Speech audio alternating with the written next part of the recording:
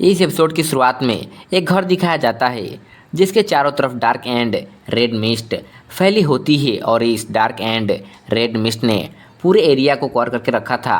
फिर सीन इस सीरीज के मेन कैरेक्टर पर शिफ्ट होता है जो वाइन पी के पूरी तरह से टली होता है और बताता है कि मैं रेड मिस्ट प्रोहिबिटेटेड लैंड में रहता हूं और इस जगह पर बाहर के लोग नहीं आते हैं क्योंकि इस पूरी जगह पर डार्क एंड रेड मिस्ट फैली हुई है, इसलिए यहाँ पर आना बैन है। फिर अपने बारे में बताते हुए कहता है कि मेरा नाम नी स्याओ टियान है और मैं सुइबा सिस्टम का ओनर हूँ, एक सीनियर हाई स्कूल स्टूडेंट और मैं मार्शल आर्ट्स में स्पेशलिस्ट हूँ। कॉलेज क्वालिफिकेशन एग्ज़ाम देने से पहले ही मेरा पाँव टूट गया था। उस समय मुझे लगा था कि मेरा स्टडी करियर यहीं पर ख़त्म हो गया जब तक कि मैं एक उल्लू से नहीं मिला था। ये उल्लू मेरे पास आया और एक लर्निंग सिस्टम में बदल गया। इसकी सेटिंग एक्सट्रीमली कॉमन थी, जैसे कि एक वेब नॉवेल में दिखाया जाता है। ये उल्लू मेरे पास आया और इसने मुझसे कहा कि अगर मैं सिस्टम के वर्ल्ड के अंदर 1 ईयर तक स्टडी करता हूँ तो यह रियल वर्ल्ड के 1 मिनट के बराबर होगा। सिस्टम के इस फंक्शन को देखकर मैंने सोचा कि क्या यह कॉलेज एंट्रेंस एग्ज़ाम देने के लिए एक्सट्रीमली यूजफुल नहीं होगा। सिस्टम के इस फंक्शन को देखने के बाद मैंने इसके बारे में ज़्यादा कुछ नहीं सोचा और मैंने 500 ईयर्स के लिए सिस्टम में साइन इन कर दिया। 500 ईयर्स यानी कि 8 घंटे से ज़्यादा। यह बिल्कुल रात की नींद लेकर सुबह उठने के जैसा होगा। उसके बाद मैं सिस्टम के अंदर टेलीपोर्ट हो गया और 100 ईयर्स तक हार्ड वर्क करने के बाद मैंने साइंस और टेक्नोलॉजी, मेडिकल साइंस, हिस्ट्री और सभी चीज़ों में महारत हासिल कर लिया। यानी मैंने सभी चीज़ों को अच्छे से सीख लिया है और अभी भी मेरे पास 400 ईयर्स बाकी है। मुझे यहाँ से जल्दी निकलना है, बट सिस्टम कहता है कि मैं तब तक यहाँ से नहीं निकल सकता जब तक कि मैं मर ना जाऊँ। फिर कहता है कि अगर मैं जानता कि ये इस तरह से होगा तो मैं 500 ईयर्स के लिए कभी भी साइन इन नहीं करता। उसके बाद अपने डोंकी को गले लगाकर बोलता है, मेरे पास केवल एक छोटा सा ब्लैक डोंकी और कुछ चिकन सिंह है। मेरे पास सिर्फ एक ही रास्ता है कि ये डोंकी मुझे किक मार दे और मैं इसके किक से मारा जाऊं। उसके बाद नी स्याओ टियान 1 महीने से भी अधिक समय तक अपने डोंकी को वाइन पिलाते रहता है और डोंकी को वाइन पिलाते हुए एक अजीब सी स्माइल देते हुए अपने डोंकी से पूछता है, क्या तुम्हें एक और वाइन की जार चाहिए? और इसी तरह अपने डोंकी को अपने फेस पर किक मारने के लिए ट्रेनिंग देता रहता है और उसे इतनी सारी चीज़ें सिखाने के बाद एक अटैक की पोजीशन लेकर बोलता है, अब हर चीज़ इसी पर डिपेंड करती है। उसके बाद Ni Xiao Tian 1000 years of death jutsu बोलते हुए डोंकी पर अटैक कर देता है। और ये क्या, नी स्याओ टियान तो बहुत ही डेंजरस पर्सन निकला यार, क्या ही जगह पर अटैक किया है। नी स्याओ टियान के ऐसा करने के बाद अपना डोंकी क्या ही साथ बैठने वाला था, उठाता है अपना पाँव और नी स्याओ टियान के फेस पर एक जोरदार किक मार देता है। इस किक को खाने के बाद नी स्याओ टियान के नाक से नोज ब्लीडिंग होने लगती है और नी स्याओ टियान गिरते हुए बोलता है, फाइनली अब मैं मर सकता हूँ और अपने रियल वर्ल्ड में जा सकता हूँ। और अपनी आंखों को बंद करते हुए बोलता है, मेरी स्टोरी यहीं पर एंड होती है। फिर सीन कुछ लोगों पर शिफ्ट होता है जो इसी रेड मिस्ट प्रोहिबिटेटेड लैंड में आ रहे होते हैं और यहाँ पर दिखाया जाता है कि एक ओल्ड मैन अपने 2 फीमेल डिसाइपल्स के साथ यहाँ पर आया होता है, जिसमें से एक डिसाइपल रेड मिस्ट को देखते हुए अपने मास्टर से बोलती है कि मास्टर, यह रेड मिस्ट देखने में बहुत ही भयानक लग रहा है। अपने डिसाइपल की ये बात सुनकर ये ओल्ड मैन बताता है कि ऑफ कोर्स, क्योंकि यह प्लेस वर्ल्ड के मोस्ट डेंजरस प्लेसेस में से एक है। लीजेंड के अनुसार यह प्लेस वही है जहाँ पर एंशिएंट डेमन गॉड या टियान को दफनाया गया है। लीजेंड ये भी कहते हैं कि उसके मरने के बाद उसने इस प्लेस पर रेड मिस्ट को समन किया। रेड मिस्ट के यहाँ पर आने के बाद ये प्लेस एक फॉरबिडन लैंड में बदल गया। फिर इस ओल्ड मैन के बारे में बताया जाता है जिसका नाम ली फेंगजी है और ये 900 99 ईयर्स ओल्ड है और ली फेंगजी 4 लीफ्ड मस्केटियर्स का हेड है। फिर ली फेंगजी बोलता है उस समय हेवनली किंग नाम का एक क्लैन था और वही क्लैन इस इविल टॉम को गार्ड करने के लिए रिस्पॉन्सिबल था। उसके बाद उस समय के एम्परर ने एम्परर कोड को बनाया। एम्परर कोड के बनने के बाद यह प्लेस एम्परर का फॉरबिडन लैंड बन गया और थोड़ा उदास होते हुए बोलता है दुर्भाग्य से एम्परर का शासनकाल 900 ईयर्स पहले ही समाप्त हो चुका है। एम्परर का शासनकाल समाप्त होने के बाद किसी ने भी इस टॉम को गार्ड नहीं किया है। फिर ली फेंगजी की एक डिसाइपल उससे बोलती है कि मास्टर, क्या आपने ऐसा नहीं कहा था कि रेड मिस्ट धीरे धीरे कम हो रहा है?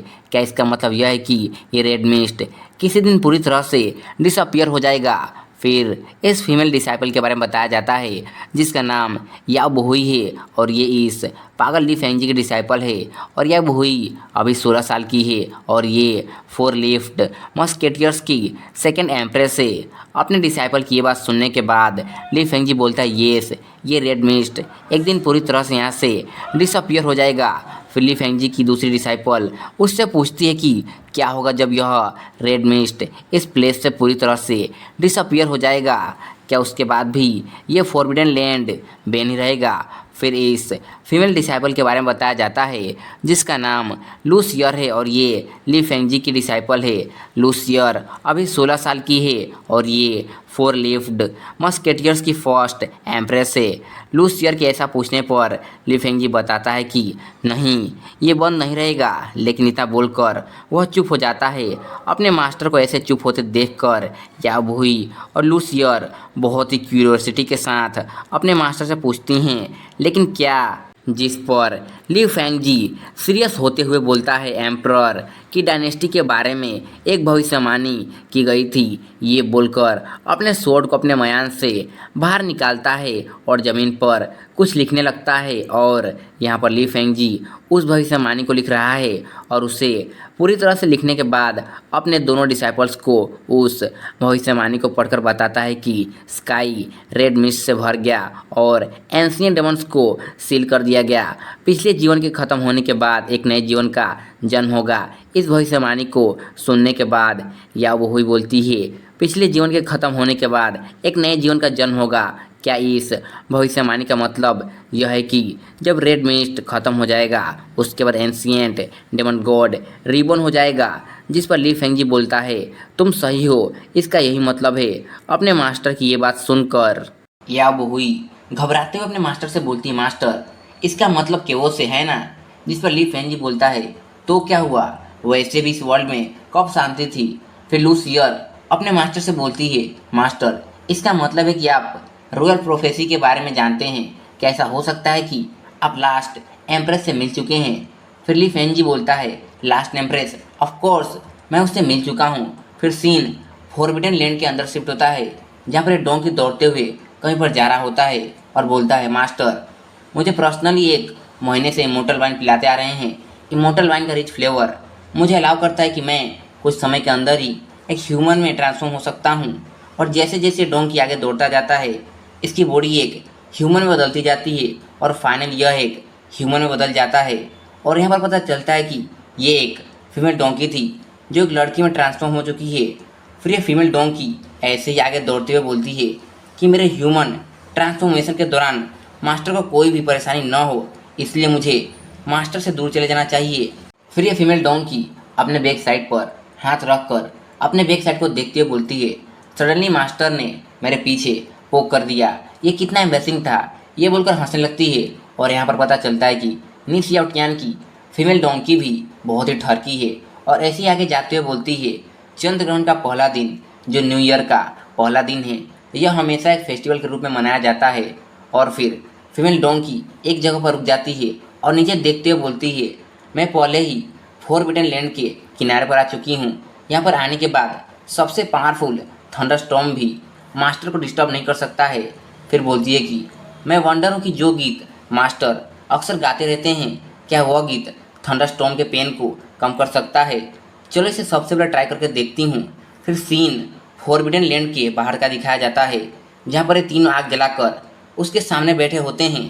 तभी इन लोगों को फीमेल डोंकी के गीत गाने की आवाज़ सुनाई देती है, जिसे सुनने के बाद ली फेंग जी बोलता है, यह किस तरह का साउंड है, इसमें एक रहस्यमय आकर्षण है। फिर या वही बोलती है, ऐसा लगता है कि इस म्यूजिक का साउंड फॉरबिडन लैंड के अंदर से आ रहा है। फिर लूसिया से पूछती है, जूनियर सिस्टर, तुम इस म्यूजिक को समझ पा रही हो? क्या तुम पता लगा सकती हो कि यह किस तरह का म्यूजिक है? जिस पर लूसियर या बोही को बोलती है कि मैंने इससे पहले इस तरह का म्यूजिक कभी नहीं सुना है। और यहाँ पर फीमेल डोंकी ऐसे गीत गा रही होती है। फिर लूसियर इस म्यूजिक को सुनने लगती है।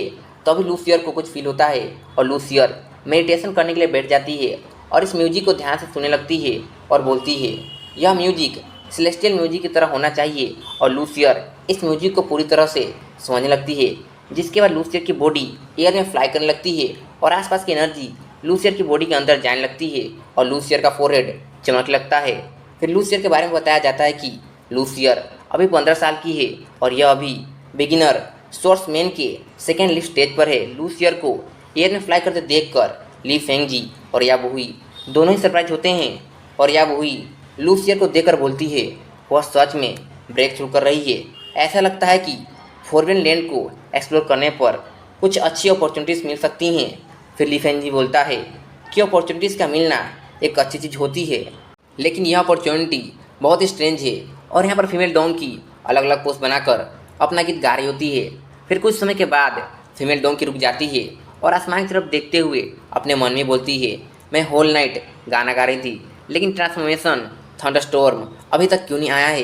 कैसा हो सकता है कि मास्टर के सॉन्ग ने सभी थंडरस्टॉर्म को रोक दिया है? तभी रेड मिस्ट के अंदर सूरज की किरणें आने लगती है, जिसे देखकर फीमेल डोंकी बोलती है, सडनली यह रेड मिस्ट डिसअपियर क्यों हो रहा है? और लूसियर को दिखाया जाता है, जो होल नाइट इस म्यूजिक को सुनकर अपना ब्रेक थ्रू कर रही होती है।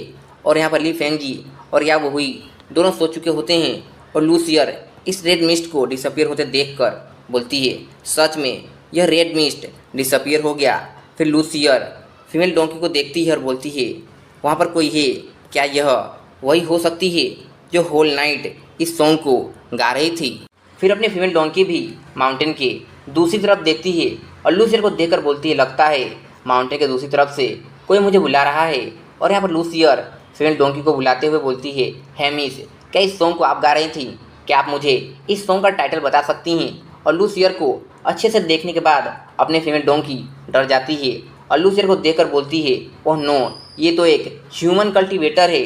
और वहाँ से भागती हुई बोलती है, मुझे उन लोगों को खुद को मारने नहीं देना चाहिए, मुझे जल्दी से वापस जाकर मास्टर को ढूंढने की ज़रूरत है। इन सारी आवाज़ों को सुनकर ली फेंग जी और या वही दोनों उठ जाते हैं और या वही लूसियर से पूछती है, जूनियर सिस्टर, तुम इतनी सुबह में इतना शोर क्यों मचा रही हो? तभी या वही देखती है कि फॉरबिडन लैंड का रेड मिस्ट डिसअपियर हो चुका है। इसे देखने के बाद या वही शॉक हो जाती है और अपने मास्टर से बोलती है, मास्टर, वहाँ देखिए, रेड मिस्ट डिसअपियर हो चुका है।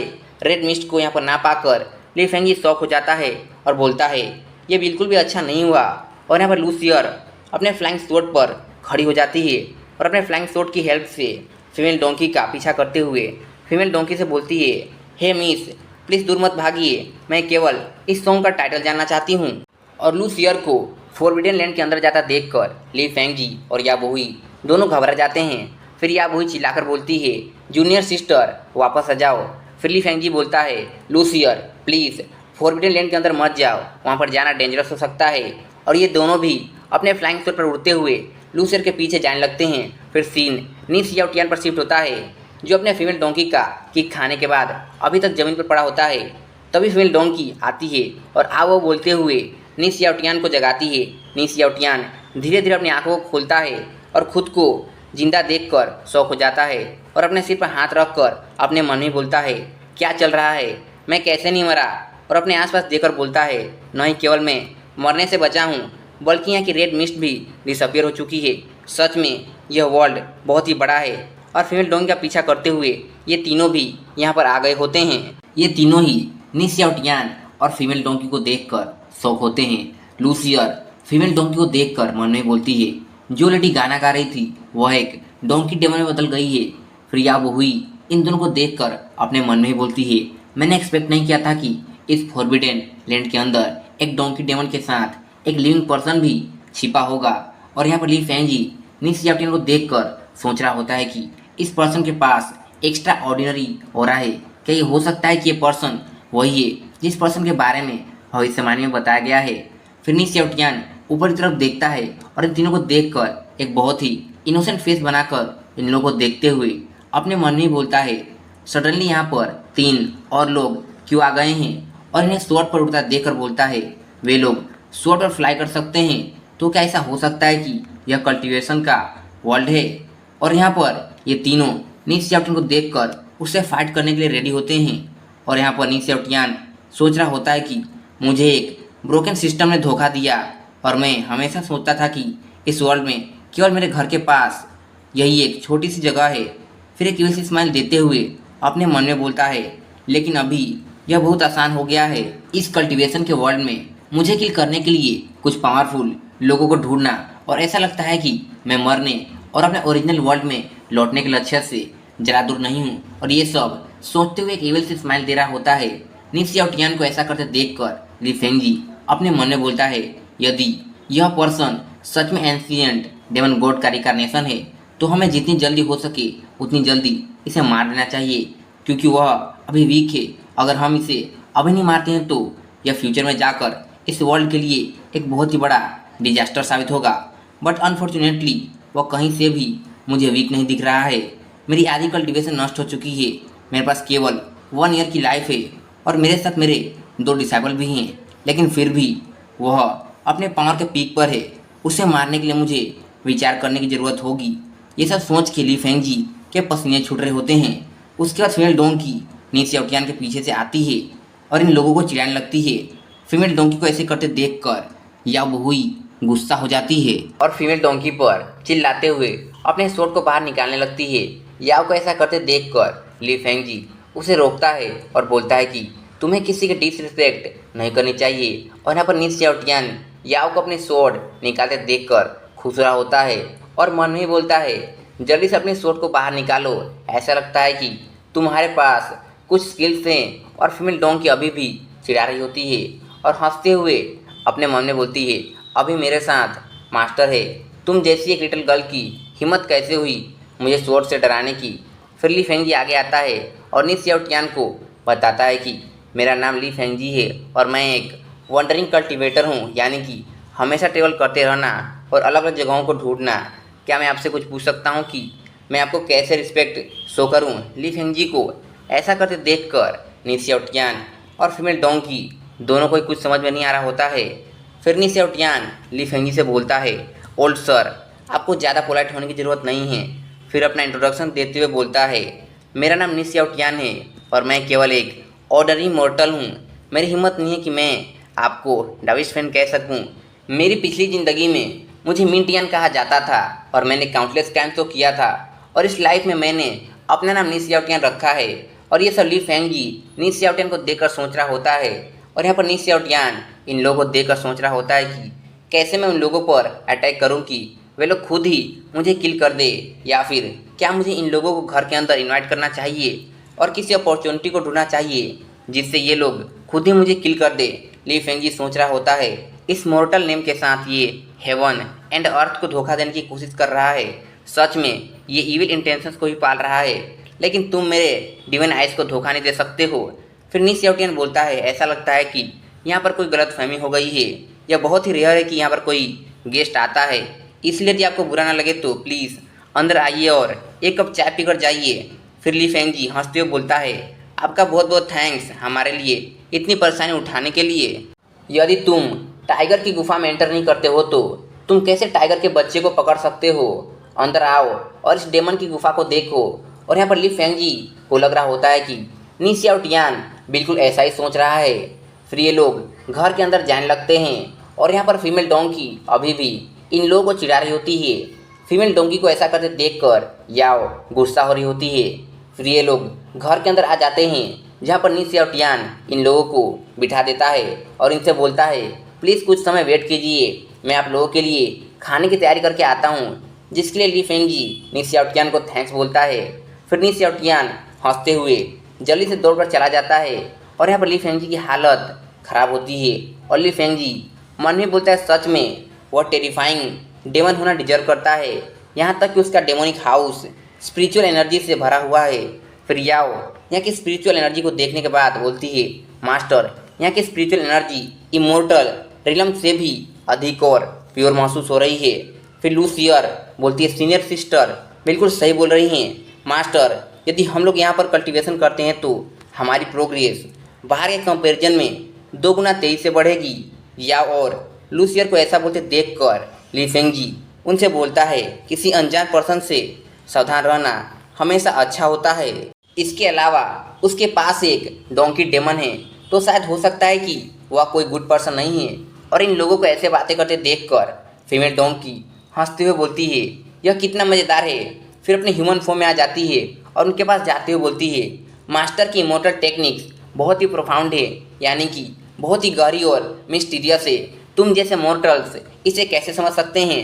फीमेल डोंकी को ऐसा कहते देखकर या गुस्सा हो जाती है और अपने स्वॉर्ड को निकालते हुए बोलती है, बोल डोंकी डेमन, मैंने तुम्हारे जैसा एरोगेंट मॉन्स्टर कभी नहीं देखा है। और अपने स्वॉर्ड से फीमेल डोंकी पर अटैक कर देती है। इस अटैक को फीमेल डोंकी अपने 2 फिंगर से ही रोक लेती है और स्वॉर्ड को पकड़ने के बाद फीमेल डोंकी या उसे बोलती है, एक छोटे से सेकेंड रेट स्वॉर्ड्समैन की हिम्मत कैसे हुई मुझ पर अपने स्वॉर्ड को रखने की। फीमेल डोंकी के बारे में बताया जाता है जिसका नाम मुंह डांग की है और यह 100 ईयर्स ओल्ड है और यह डेमन रेस की 4 लीफ स्वॉर्ड्समैन है और मैं इसे अभी भी फीमेल डोंकी ही बोलूँगा। फिर फीमेल डोंकी या के स्वॉर्ड को अपने 2 फिंगर से ही मोड़ने लगती है, जिसे देखकर या शौक हो जाती है। फिर फीमेल डोंकी बोलती है, हे लिटिल लेडी, मैं सुबह ह्यूमन रेस से डरकर वहाँ से भाग गई। क्या तुम्हें सच में ऐसा लगता है कि मैं तुम जैसी 2 लिटिल गर्ल्स को हरा नहीं सकती हूँ। जिस पर लूसियर फीमेल डोंकी को समझाते हुए बोलती है, आप जैसा समझ रही हैं वैसा बिल्कुल नहीं है, यह एक मिसअंडरस्टैंडिंग है। उस समय मैं आपको मारना नहीं चाहती थी, मैं केवल उस सॉन्ग के बारे में जानना चाहती थी। और यहाँ पर ली फेंगजी ये सब देखकर इरिटेट हो रहा होता है और अपने मन में ही बोलता है, यहाँ तक कि यह डोंकी डेमन भी मेरे सेम लेवल तक पहुँच चुकी है। सच में यंग जनरेशन का टैलेंट कितना टेरिफाइंग है। फिर ली फेंगजी या उसे बोलता है, हम लोग यहाँ पर एक गेस्ट के रूप में आए हैं, इसलिए हम लोगों को इनकी डिसरिस्पेक्ट नहीं करनी चाहिए। तभी फीमेल डोंकी अपनी पावर का यूज करके याओ के हाथ से उसकी स्वॉर्ड को ले लेती है और याओ से बोलती है, ये ओल्ड मैन समझदार है, इसलिए तुम्हें इसकी बात मान लेनी चाहिए। फिर अपनी पावर का यूज करते हुए याओ के स्वॉर्ड को उसके मयान के अंदर डाल देती है। फीमेल डोंकी की ऐसी पावर को देखकर याओ डर जाती है और मन में बोलती है, सच में ये मॉन्स्टर कितना पावरफुल है। फिर फीमेल डोंकी वहाँ से जाती हुई बोलती है, खाना खाने के बाद जल्दी से यहाँ से दफ़ा हो जाओ, मुझे और मेरे मास्टर को और परेशान मत करो। अगर तुम लोग ऐसा नहीं करते हो तो तुम लोगों को इसके लिए रिग्रेट होगा। ये बोलने के बाद फीमेल डोंकी फिर से अपने डोंकी के फॉर्म में आ जाती है और वहाँ से जाते हुए फीमेल डोंकी बहुत ही बदबूदार गैस छोड़ती है। इसे स्मेल करने के बाद लूसियर अपना नाक बंद कर लेती है और अपने मन में बोलती है, ये डोंकी डेमन सच में बहुत ही ग्रेट है, यहाँ तक कि इसकी बात भी एक्स्ट्रा ऑर्डिनरी रूप से बदबूदार है। फिर सीन खाने के टेबल पर शिफ्ट होता है जहाँ पर ये लोग खाने के लिए बैठे होते हैं और नी सेवटियान इन लोगों से माफ़ी मांगते हुए बोलता है, घर पर कुछ ही वेजिटेबल बचे थे, प्लीज़ बुरा मत मानिए।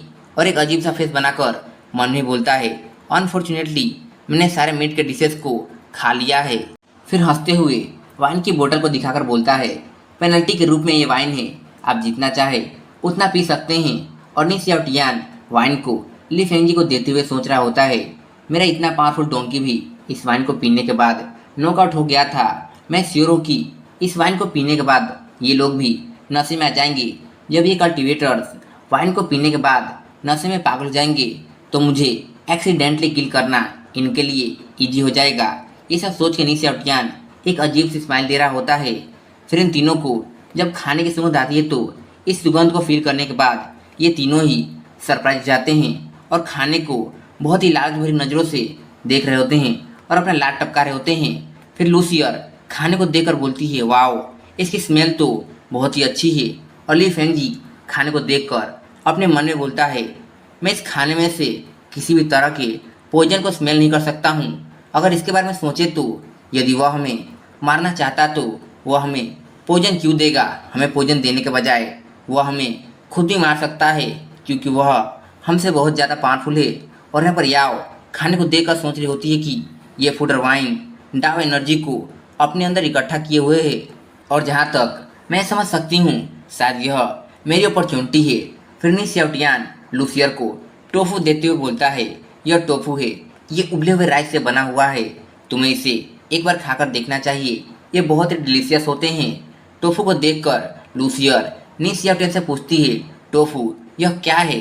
लूसियर की इस बात को सुनकर निस्याउटियान शौक हो जाता है और अपने मन में बोलता है, क्या इस वर्ल्ड में टोफू नहीं है? फिर निस्याउटियान लूसियर को बताता है कि यह एक तरह का फूड है, जैसे कि तुम लोग एल्केमी का यूज करके पिल्स को बनाते हो, बिल्कुल वैसे ही इस फूड को भी बनाया जाता है।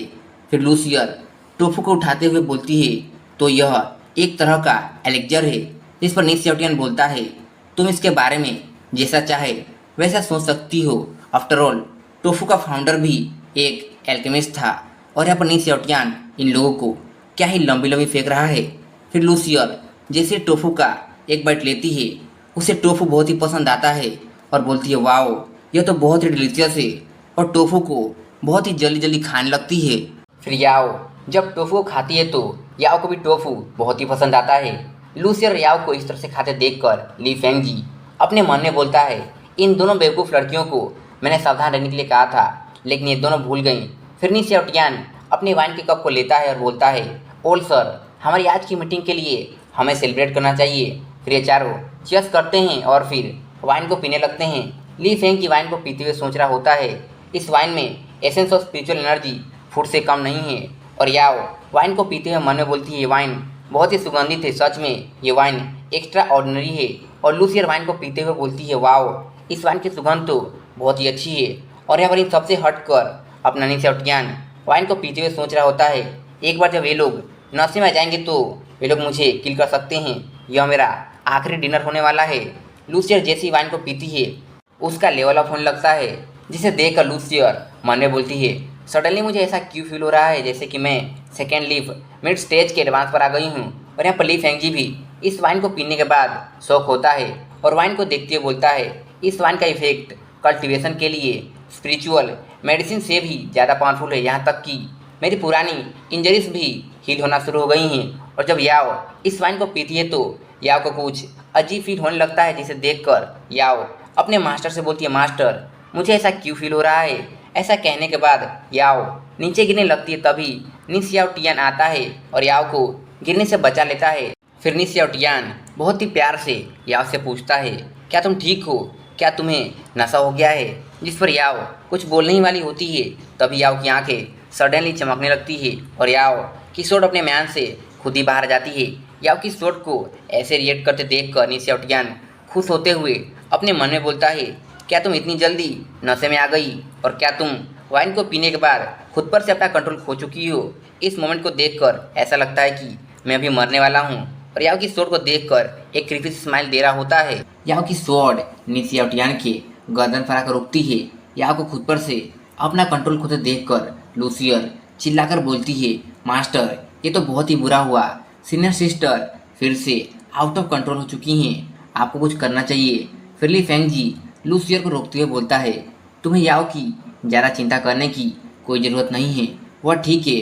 फिर ली फेंगजी या बूही को देखकर मन में बोलता है, या जब भी ब्रेक थ्रू करती है तो वह खुद पर से अपना कंट्रोल खो देती है और ब्रेक थ्रू करने के बाद उसकी कॉम्बैट पावर कुछ ही समय में डबल हो जाती है। और एक इविल स्माइल देते हुए बोलता है, इसके अलावा जब याओ खुद पर से अपना कंट्रोल खोती है तो उसका स्पिरिट स्वॉर्ड प्रोटेक्शन एक्टिवेट हो जाता है। शायद हम लोग इस अपॉर्चुनिटी का यूज करते हुए इस डेमन की पावर को टेस्ट कर सकते हैं और इससे पता चल जाएगा कि ये डेमन कितना पावरफुल है। और यहाँ पर निस्याउटियान स्वॉर्ड को अपने गर्दन पर आकर रुका देखकर एक बंदर की तरह अपना फेस बना लेता है और याओ को देखकर अपने मन में बोलता है, जल्दी करो और मुझे मार दो, तुम मुझ पर अटैक क्यों नहीं कर रही हो? उसी समय पर फीमेल डोंकी वहाँ पर आ जाती है और इस सिचुएशन को देखकर शॉक हो जाती है और गुस्से में बोलती है, तुम्हारी हिम्मत कैसे हुई मेरे मास्टर के ऊपर स्वॉर्ड को रखने की? और जल्दी से दौड़कर एक जंप लगाती है। और यहाँ पर अपने फीमेल डोंकी क्या ही डेंजरस दिख रही होती है, ऐसा लगता है कि यह एक पियरलेस मास्टर है। फीमेल डोंकी को ऐसा करते देखकर ये तीनों ही शॉक हो जाते हैं। फिर फीमेल डोंकी स्वॉर्ड पर एक किक मारती है। फीमेल डोंकी के एक किक से ही इस स्वॉर्ड के 3 टुकड़े हो जाते हैं।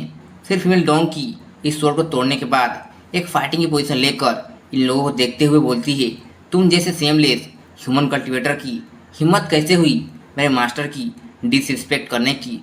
फिर फीमेल डोंकी अपना सेक दिखाते हुए यहाँ से जाने लगती है। फीमेल डोंकी की इस तरह की पावर को देखकर लूसियर और ली फेंगजी दोनों ही सदमे में चले जाते हैं। लूसियर फीमेल डोंकी को देखकर बोलती है, ये कितनी स्ट्रॉन्ग है। और यहाँ पर ली फेंगजी शौक होते हुए बोलता है, याओ कि ये स्वॉर्ड कोई ऑर्डिनरी वेपन नहीं है। क्या इसने केवल स्वॉर्ड को एक लात मारी और ये स्वॉर्ड इस तरह से टूट गई। और यहाँ पर नी शाओटियान इस स्वॉर्ड को इस तरह से टूटते देखकर शौक हो गया होता है और अपने मन में बोलता है, यह कैसी घटिया स्वॉर्ड है। सच में इसे एक बेवकूफ डोंकी ने एक किक मारकर तोड़ दिया है। क्या मार्शल वर्ल्ड में इस तरह के बेकार स्वॉर्ड को लेकर घूमना सेफ है। नी शाओटियान ये सब सोच रहा होता है, तभी या उसे गले से पकड़ लेती है। याओ को ऐसा करते देखकर नी शाओटियान को कुछ भी समझ में नहीं आता है कि याओ क्या कर रही है। तभी याओ नी शाओटियान के फेस पर उल्टी कर देती है। याओ को ऐसा करते देखकर ली फेंगजी और लूसियर घबरा जाते हैं। और यहाँ पर नी शाओटियान याओ की ऐसी हरकत देखकर टोटली शॉक हो जाता है और फिर याओ पर छोड़ देता है और याओ नीचे गिर जाती है। फिर नी शाओटियान बोलता है, यहाँ पर क्या चल रहा है। उसने तो अभी अभी शराब का एक घूंट लिया था और उसे खांसी के साथ खून कैसे आने लगा। फिर याओ को देखकर बोलता है, ये क्या है, ये तो बहुत ही डरावना है। फिर लूसियर और ली फेंगजी याओ के पास आते हैं। लूसियर याओ को देखकर बोलती है, सीनियर सिस्टर क्या आप ठीक हैं, जल्दी उठ जाइए। ली फेंगजी बोलता है, याओ तुम्हें कुछ हुआ तो नहीं। और नी शाओटियान इन लोगों को देखकर अपने मन में बोलता है, ये तीनों लोग क्या स्कैमर्स का एक ग्रुप हो सकते हैं। मैं उम्मीद कर रहा था कि वे लोग मुझे मार डालेंगे, लेकिन अभी मुझे लगता है कि उन लोगों ने मुझे पहले पकड़ लिया है। और यहाँ पर नी शाओटियान की ऐसी हालत को उल्लू बाहर से देख रहा होता है और नी शाओटियान पर हंस रहा होता है।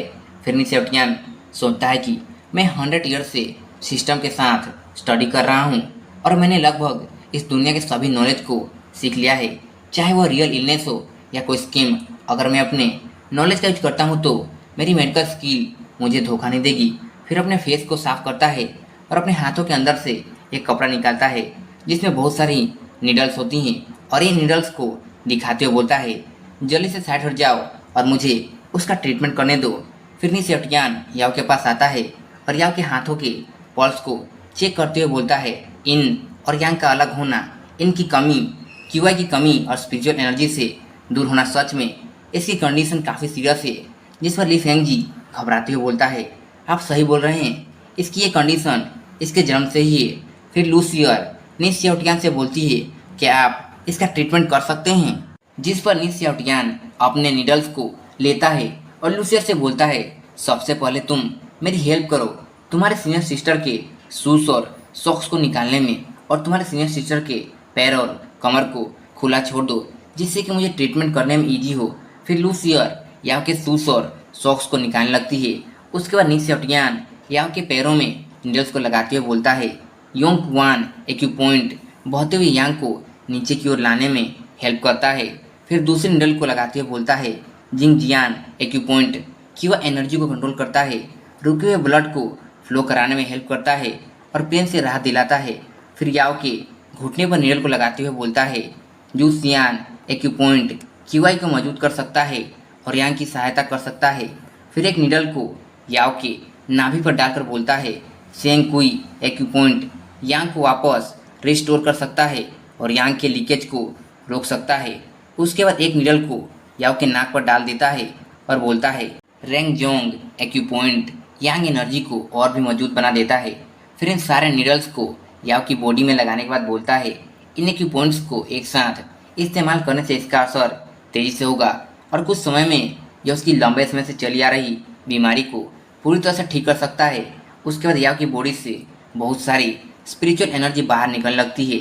इस एनर्जी के बाहर निकलने के बाद याओ धीरे धीरे अपनी आंखों को खोलने लगती है।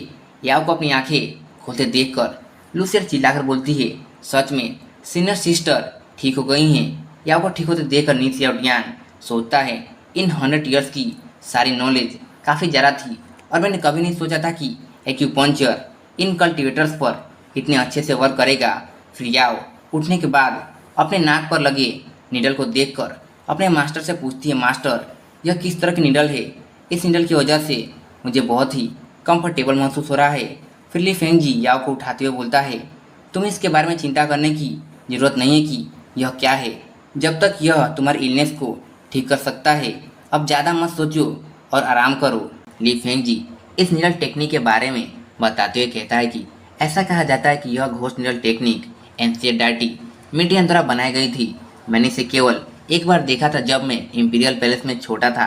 फिर रोते हुए अपने मन में बोलता है, हालांकि मुझे इसकी परवाह नहीं है कि मैं किसी बैन या फॉरबिडन टेक्निक पर विचार करूं, जब तक यह मेरे डिसाइपल की इलनेस को ठीक कर सकता है। यह एक गुड मेडिसिन है। फिर ली फेंगजी याओ को बताता है कि मिस्टर नी के साथ मिलना तुम्हारा गुड फॉर्च्यून है और मिस्टर नी ने ही अपने मेडिकल स्किल का यूज करके तुम्हारी इलनेस को ठीक किया है। फिर याओ थोड़ा इमोशनल होते हुए नी सियाओटियान को थैंक्स बोलती है, जिस पर नी सियाओटियान हंसते हुए बोलता है, यह तो एक छोटी सी बात है जो बताने लायक नहीं है।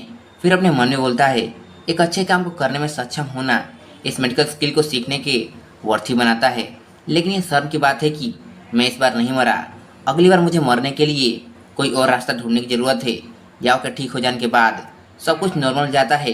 फिर याओ अपने टूटे हुए स्वॉर्ड को अपने हाथ में लेती है और अपने स्वॉर्ड से माफ़ी मांगते हुए बोलती है, आई एम सॉरी, ये सब मेरी गलती है।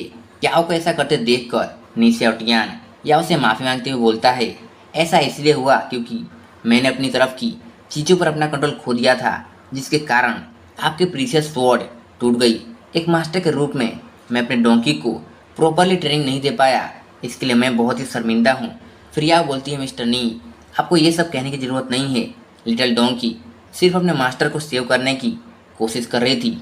वैसे भी ये सब मेरी ही गलती है कि मैंने खुद पर से अपना कंट्रोल खो दिया, जिसके कारण ये सब हुआ है।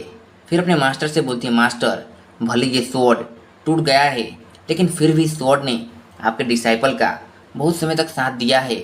मैं होप करती हूँ कि स्वॉर्ड को अच्छे तरीके से दफनाया जाएगा ताकि इसे डिग्निफाइड फेयरवेल दिया जा सके। फिर ली फेंगजी याओ से बोलता है, तुमने हमेशा इस स्वॉर्ड को अपना बहुत ही करीबी साथी माना है।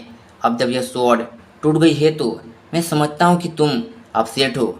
आगे बढ़ो और इसे एक प्रॉपर तरीके से अलविदा करो। अपने मास्टर की परमिशन लेने के बाद याओ पीछे मुड़ती है और नी सियाओटियान से कहती है, मिस्टर नी, क्या मैं आपके कुछ वाइन को उधार ले सकती हूँ? मैं अपने फ्रेंड को सामान दिखाने के लिए इसका यूज करना चाहती हूँ। जिस पर नी सियाओटियान याओ के पास आता है और याओ से कहता है, वाइन कोई बड़ी प्रॉब्लम नहीं है, लेकिन केवल वाइन इनफ नहीं होगा आपके फ्रेंड को रिस्पेक्ट देने के लिए। ये बोलने के बाद नी सियाओटियान पेपर, ब्लैक स्याही और ब्रश लेता है। नी सियाओटियान को ऐसा करते देखकर लूसियर पूछती है, मिस्टर नी, आप क्या कर रहे हैं? फिर नी सियाओटियान लूसियर को बताता है कि मेरे होम टाउन में वाइन और पोइट्री के साथ अपने फ्रेंड को फेयरवेल देने का यह एक बेस्ट तरीका है। फिर थोड़ा खांसते हुए अपने मन में बोलता है, किसी की प्रशंसा करने को भी पोइट्री माना जा सकता है ना? फिर याओ कहती है, मैं समझती हूँ, लेकिन मैं पोइट्री में अच्छी नहीं हूँ, इसीलिए मैं इसे करने की हिम्मत नहीं करूँगी। प्लीज़ इसे आप मेरे लिए कर दीजिए। फिर नी सियाओटियान पोइट्री लिखना शुरू करता है। नी सियाओटियान की पोइट्री को देखकर इन तीनों की आंखें लालच से चमकने लगती हैं। ली फेंगजी नी सियाओटियान की पोइट्री को देखकर बोलता है, उसके every stroke, every word and every sentence में सच में सोर्समैनशिप का एसेंस शामिल है। फिर याओ बोलती है, ये कैसे हो सकता है? और यहाँ पर नी सियाओटियान अपनी पोइट्री को लिख रहा होता है। फिर याओ पोइट्री के अंदर एक इमेज को देखती है। उसके बाद ये इमेज शो डांस करने लगती है और नी सियाओटियान लिख रहा होता है कि ठंडी आइस हवा में उड़ती हैं, लहरें मिल्की वे की चमक में डांस करती हैं, स्टार्स और मून्स अपनी रोशनी को शेयर करते हैं। डिवाइन वेपन्स को ह्यूमन को नहीं देना चाहिए। वे एक बार ह्यूमन के साथ मिलकर अन्याय के खिलाफ लड़ चुके हैं। कमर के चारों ओर जेड ड्रैगन बरकरार है। उग्रता का एक निशान अभी भी कम नहीं हुआ है। फिर नी सियाओटियान अपनी पोइट्री खत्म कर लेता है और याओ के पास आकर बोलता है, मिस याओ, इस कोरियोग्राफी और पोइट्री को मेरी तरफ से माफ़ी मांगने का एक तरीका समझे। यह आपके डिवाइन वेपन को रिस्पेक्ट दिखाने का मेरा तरीका है। ये बोलकर नी सियाओटियान याओ को स्क्रोल दे देता है। फिर याओ स्क्रोल के लिए नी सियाओटियान को थैंक्स बोलती है और स्वॉर्ड के टुकड़ों को स्क्रोल के अंदर रखते हुए बोलती है, अब ये इसके साथ हैप्पी रहेगा। फिर ली फेंगजी नी सियाओटियान को बोलता है, स्वॉर्ड को दफनाने के बाद हमें देर हो सकती है, इसलिए क्या आज रात के लिए हम तीनों यहाँ पर रह सकते हैं? फिर अपने मन में बोलता है, हो सकता है कि मिटियान अभी भी रिकारनेटेड हुआ हो और उसे उसकी ट्रू पावर का पता ना हो और याओ को सेव करने के पीछे उसका रियल मोटिव क्या है वो अभी भी एक क्वेश्चन बना हुआ है। ली फेंगजी की बात सुनने के बाद नी सेओटियान बोलता है, मिस्टर नी, आपको ज़्यादा पोलाइट होने की कोई ज़रूरत नहीं है। मेरे पास पहले से ही अधिक रूम है जो खाली पड़े हुए हैं। आप कुछ और दिनों के लिए भी यहाँ पर रह सकते हैं। उसके बाद नी सेओटियान अपने मन में बोलता है, आज के इंसिडेंट के बाद लापरवाही से काम करते रहना कोई ऑप्शन नहीं है। इन लोगों को अगर मैं यहाँ पर रखता हूँ तो मुझे अपनी प्रॉब्लम से निपटने के लिए उनका यूज करने की अनुमति भी मिल सकती है। और यहाँ पर दोनों ही ये सब सोच के मन में ही एक यूएस स्माइल दे रहे होते हैं। नी सेओटियान के हाँ कहने के बाद ली फेंगजी उसे थैंक्स बोलता है, जिस पर नी सेओटियान ली फेंगजी को बोलता है, आपको ज़्यादा पोलाइट होने की कोई ज़रूरत नहीं है। फिर सीन सीधा नाइट में शिफ्ट होता है, जहाँ पर नी सेओटियान शॉर्ट के ग्रेव के पास अकेला बैठा होता है और शॉर्ट के ग्रेव को देखकर बोलता है, ऐसा लगता है कि उसने खुद की शॉर्ट के लिए एक अच्छी सी ग्रेव बना ली है। सच में वह याव गर्ल काफ़ी स्ट्रेंज है। वेल शॉर्ट ब्रदर, अब आप यहाँ पर पीसफुल रहिए। वैसे मुझे अभी भी अपने लिए चीज़ों को समाप्त करने के लिए कोई रास्ता निकालने की ज़रूरत है। मैं होप करता हूँ कि मैं आपकी तरह शांति से मर सकूँगा। फिर अपने बारे में बताते हुए बोलता है, अगर मैं अपने पिछले दिनों के बारे में सोचूं तो मैं एक मार्शल आर्ट्स का स्टूडेंट हुआ करता था, लेकिन एक स्ट्रेंजर को बचाने की कोशिश में मेरा बायां पाँव टूट गया। मेरा बायां पाँव फ्रैक्चर होने के बाद भी मैंने अपने मार्शल आर्टिस्ट बनने के ड्रीम को गिव अप नहीं किया और फिर मैं मार्शल आर्ट और साइंस दोनों की एक साथ स्टडी करता रहा। फिर उल्लू को देखते हुए बोलता है, बट थैंक्स इस अनोइंग अकेडमिक सिस्टम का कि इसकी वजह से मैं अब अगले 400 ईयर्स के लिए यहाँ पर फंस गया हूँ। भले ही मैं इन दोनों फील्ड्स में बेहतर हो चुका हूँ।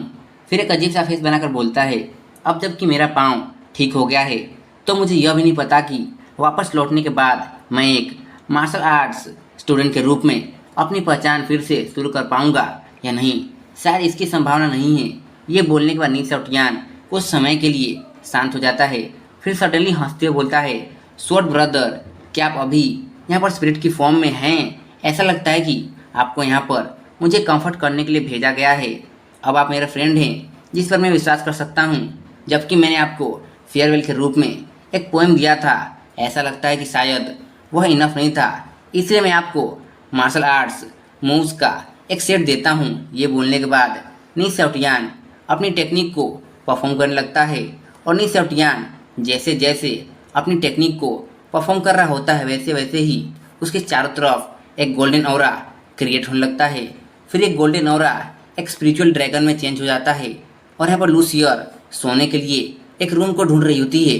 तभी वह बहते हुए रिफ्रेशिंग एयर को नोटिस करती है और बोलती है, यह कितना रिफ्रेशिंग एयर है। और फिर गेट की तरफ देखती है जहाँ से ये रिफ्रेशिंग एयर आ रही होती है और गेट को देखकर बोलती है, कोर्टयार्ड का गेट अभी भी क्यों खुला हुआ है। फिर लूसियर गेट को बंद करने के लिए जाती है। तभी लूसियर देखती है कि बाहर नी सेओटियान मार्शल आर्ट्स की प्रैक्टिस कर रहा है। नी सेओटियान के मार्शल आर्ट्स को देखकर लूसियर शॉक हो जाती है और अपने मन में ही बोलती है, क्या वह मिस्टर नी है? वह किस तरह के मार्शल आर्ट्स की प्रैक्टिस कर रहे हैं? उन्हें देखकर ऐसा लगता है कि वह एक पावरफुल डाव एनर्जी को सेंस कर रहे हैं, लेकिन मैं उस डाव को समझ नहीं पा रही हूँ। शायद मुझे मेरे सीनियर सिस्टर से इसके बारे में पूछना चाहिए। फिर कुछ समय बाद का सीन दिखाया जाता है जहाँ पर लूसियर ने याव को सब कुछ बता दिया होता है। लूसियर की बात सुनने के बाद याव बोलती है, क्या तुम कह रही हो कि मिस्टर नी केवल अपने मार्शल आर्ट्स सेट के मुंह से ही नेचुरल फेनोमिना को क्रिएट कर सकते हैं और उनका मार्शल आर्ट डाव एनर्जी को रिप्रेजेंट करता है? फिर याव अपने स्टमक पर हाथ रखती है और सोचती है कि इसके अलावा मेरी बॉडी के जिन स्थानों पर मिस्टर नी ने एक्यूपंक्चर दिया है वहाँ से भी डाव निकल रहा है, जैसे कि ये डाव मेरी बाउंड्रीज को तोड़ने में मेरी हेल्प कर रहा हो। फिर सीरियस होते हुए बोलती है, वास्तव में ये पर्सन एक्स्ट्रा ऑर्डिनरी है। मैं जानना चाहती हूँ कि इसका ट्रू बैकग्राउंड क्या है।